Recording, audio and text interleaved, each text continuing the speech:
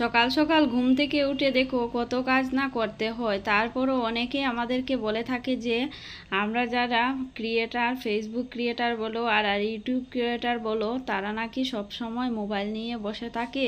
সব সময় তো মোবাইলের পেছনেই বসে থাকে সংসারে, আর ওদের কি কাজ করতে হয়? তো আমরা কি কাজ করতে হয় না হয় সেগুলো আজ তোমরা দেখতে পাবে বন্ধুরা। ক্যামেরার বাইরেও আমাদের কত কাজ না করতে হয়। তো যারা ব্লগ ভিডিও করো তারা তো কিছুটা হলেও শেয়ার করো, আর যারা ব্লগ ভিডিও করে না তাদেরও কিন্তু অনেকটাই সংসারে কাজ করতে হয়, তারপর গিয়ে মোবাইল নিয়ে কাজে বসতে হয়। তো যাই হোক, এবার আমি বেডরুম গুছিয়ে তারপর একটু বাইরে আসলাম প্রতিদিনের মতো। আমার কিন্তু একটু বাইরে না আসলে ভালো লাগে না, একটু সময় ওদের সাথে সময়টা কাটাতে হয়। আর গাছে দেখো অনেক গোলাপ এসেছে, ঠান্ডা আসলেই গোলাপটা এত সুন্দর হয়ে যায় না, কি বলবো, খুব বেশি বেশি গোলাপ ফুটতে শুরু করে। তো সংসারের কাজের পাশাপাশি আমরা মোবাইলের একটু কাজ করে থাকি, সেটা নিজেও ভালো লাগে। তারপর দুটো টাকা উপার্জন হলেও তো সেটাও তো মন্দ নয়। তার জন্য কিন্তু সংসারে যে কাজ করতে হয় না এমনটা কিন্তু নয়, সংসারের সমস্ত কাজ শেষ করেই তারপর আমাদেরকে মোবাইল নিয়ে বসতে হয়। তো আজ হচ্ছে আমার সোমবার, তার জন্য আর একটু বেশি কাজ করতে হচ্ছে, কেননা ধোয়া মোছা কাচা একটু বেশি করতে হয়। সোমবার হলে নিরামিষ, তোমরা অনেকেই জানো। তার জন্য ঘরদোর তো আগে পরিষ্কার করতে হবে না। তো আজকে চা টিফিন কোনো কিছুই খাওয়া হয়নি। রাতের একটু ভাত ছিল, তরকারি ছিল। ছেলের আবার সেরকম কোনো মানা নেই, ছেলে কিন্তু বাড়ির বাইরে থাকলে নিরামিষটা খায় না, আমিষই খেয়ে থাকে। তো যাই হোক, ছেলেকে সেগুলা গরম করে দিয়েছি, খেয়ে ছেলে চলে গেছে স্কুলে।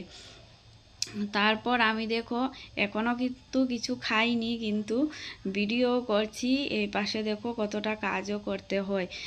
তো সেগুলা অনেকে বুঝে না, অনেকে মনে করে যে আমরা সারাক্ষণ মোবাইল নিয়ে বসে থাকি, ওদের আর কাজ কি, সারাক্ষণ ঘুম থেকে উঠেই অনলাইনে চলে আসলো, ভিডিও করছে আর কি।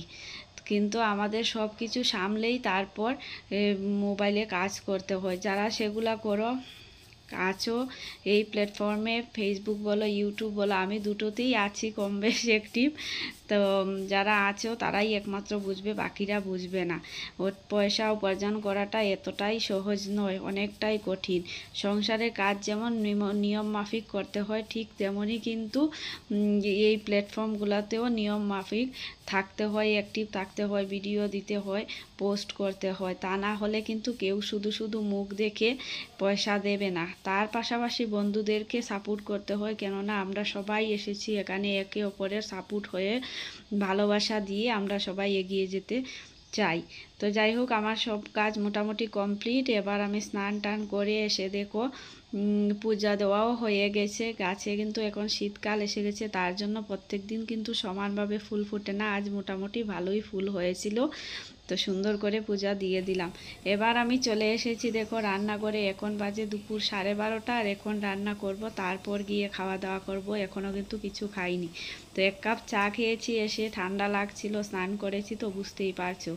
এদিকে দেখো শাক ভাজি করব, তার জন্য শাক ভিজিয়ে রেখেছি। শাকের মধ্যে কিন্তু অনেক ধুলা ময়লা থাকে, তার জন্য একটু সময় জলে ভিজিয়ে রেখে দিলাম। এখন বাজে রাত 11টা বন্ধুরা, আর এখন ডিনার করতে আসলাম রান্নাঘরে। দুপুরবেলা কি কি রান্না করেছিলাম তো তোমাদেরকে দেখাতে পারিনি। এই দেখো এখন সয়াবিনের তরকারি রান্না করেছি, আজ তো নিরামিষ, তোমাদেরকে আগেই বলেছি। আর দুপুরবেলা রান্না করেছিলাম মুগের ডাল, মূলো শাক, করলা ভাজি, ওগুলাই। আর বিকেলবেলা একটু ব্যস্ত হয়ে গিয়েছিলাম, একটু বেরিয়েছিলাম, একটা কাজে দরকার ছিল, তার জন্য আর ভিডিও করা হয়নি।